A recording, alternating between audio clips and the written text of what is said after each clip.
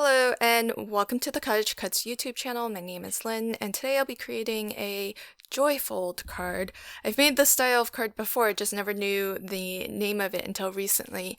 But this card has lots of different panels that can fold out, but it will ultimately fold down and fit into a US A2 size card.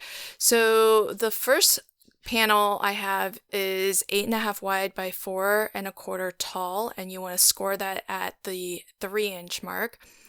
Then the second panel, the smaller one that I have, that one is 8 inches wide by 2.75 inches tall, and you want to score that in half along the 8-inch edge, so score that at 4 inches.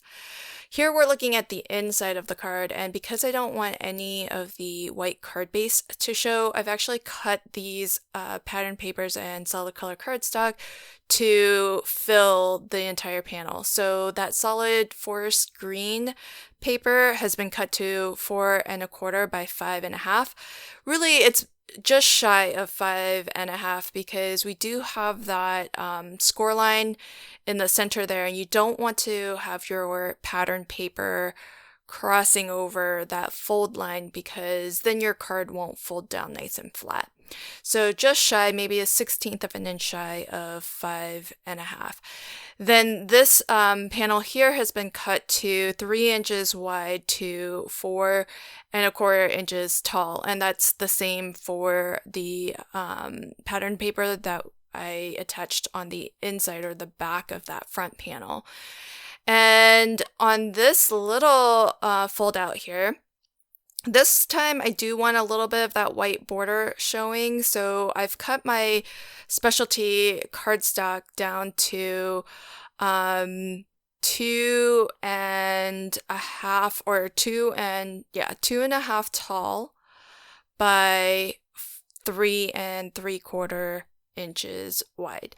So basically 1/4 of an inch shorter and more narrow than the panel itself, just so that we have that nice white border. Here we're looking at the inside of that small panel, and again, I've lined this sort of edge to edge with solid color cardstock. So on one side it's a nice sort of a chocolatey brown, and then on the other side it looks like it's white, but it's actually more of a cream. And that's just to coordinate with the pattern papers that I've chosen. And you want to always make sure that you're burnishing all of these panels or all of these folds down really well so that your card will fold flat. I cut all of my panels out of 120-pound heavyweight cardstock, which is normally what I would use for my card bases, but with so many layers of cardstock, pattern papers, and this extra panel on top of that, you could probably get away with maybe 80-pound cardstock or 100-pound. You probably don't need quite as heavy weight of a cardstock because some of these panels end up having 2 layers of cardstock on them, front and back. So that does add to that substantial feel for the card. So now I'm going to bring in some of the golf elements that come in the latest baseball and golf release. And here I've got the golf ball. Now this piece here I have die cut out of that same 120-pound heavyweight cardstock. This piece, I am going to, you saw that I traced out that corner there, and that's so that this piece can actually get sandwiched in between 2 more die cuts that are exactly the same. That helps to even out the thickness, since I'm hanging this off of the panel here. I want the front and the back to look nice, so by having that extra die cut layer sandwiched in between, it helps to kind of even out that the thickness of the golf ball. So, and then so you can see here from the back, since all of that's visible, I just die cut another golf ball just to finish that off so that on the inside it looks just as nice as it does on the outside. And then I've got my golfer silhouette here, so I'll attach him down to the front panel here.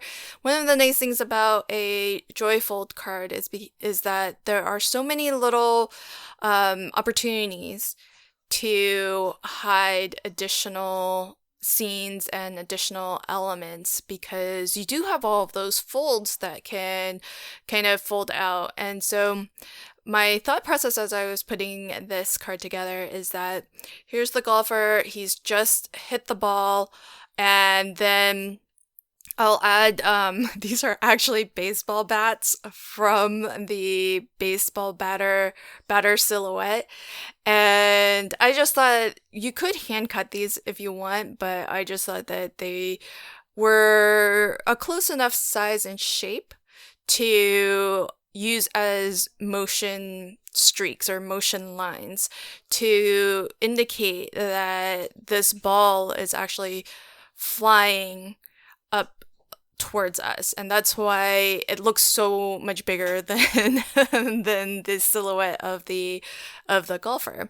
And I just did a partial die cutting, but I did, as you can see here, I did sort of trim down the this die cut a little bit just to get that nice sharp point at the end, and this makes it sort of suggestive that the ball is coming, is actually moving and not just kind of hanging out there as a decorative element. So it really does add that sense of motion and movement.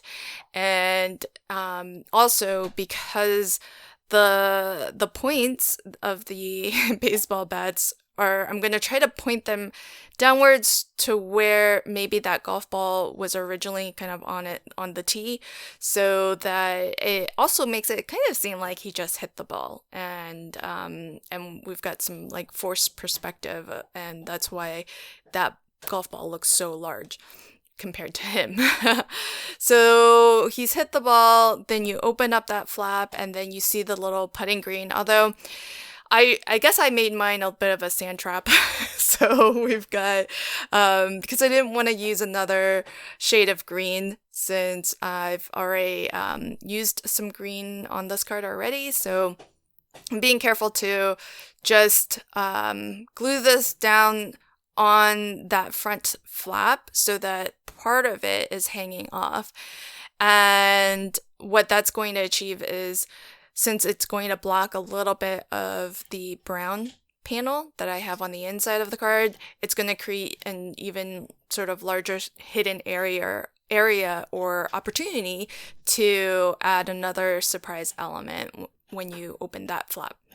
So here I've got my baseball cap, and there's it's called baseball phrases, but I think really it's just any general sports, because I think MVP is one, there's number one, and then there's all-star. Those are the three phrases. And I don't think there's anything really super specific to baseball about those phrases. So I think you can really use those on even non-sports themed cards too, because number one I think is very applicable. Even MVP I feel like is very applicable outside of sports. And with the birthday sentiment here, I'm being careful to place this, and you saw that I drew some lines just to indicate where that front panel ends. That way, as I glue down the sentiment, I can be sure that it's going to be hidden until the card recipient actually opens that panel. So that's what I mean by, having all of these little areas where you can sort of hide more sentiments or additional die cut elements, and that way as it becomes a little bit of an experience as you open each flap to reveal kind of more of the scene or some additional elements. So the last thing I'll add is the golf cart. Now the golf cart does also come with a little golf bag and 3 golf clubs that you can add to the back of the cart. I didn't actually assemble those, and so they're not shown here, but they do come in that set. And it looked a little bit funny to have the golf cart window kind of I think it's realistic that it would be open like that, but because I'm placing this on background paper as opposed to an actual scene, I thought it looked a little bit funny, and that's why I sort of traced out and hand cut a little blue sky to put back there. So here's a final look at my golf themed joyfold card. So you open up the first panel, you see the putting green and your MVP cap, and then you open up that panel and you see the golf cart and our happy birthday sentiment. I hope that you enjoyed this card today. If you did, please consider liking, commenting, and sharing. And if you caught my video last week, check the description box below to see if you won. And this week, CottageCutz will be giving away the golfer silhouette. So like, comment, and subscribe to this channel for a chance to win that die. Thanks so much. Until next time, happy crafting and have a fantastic day. Bye.